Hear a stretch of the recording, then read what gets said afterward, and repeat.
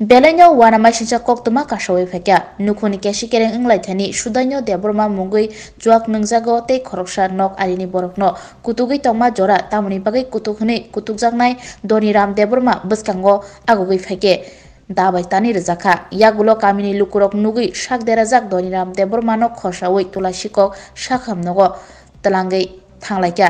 yagulo saknaini rok khoi hakoni sakhamnogo referee rohor jakha aroni simi haino hai jibi sakhamnogo referee rohor jawkha pati mungkha Jambawar PS by khobjak Sumonto Kamiwo ঘটনাটা হচ্ছে মানে আনুমানিক আজকে বিকাল 6টার দিকে ওনার student level নামে একজন ব্যক্তি বয়স প্রায় 60 এবার উনি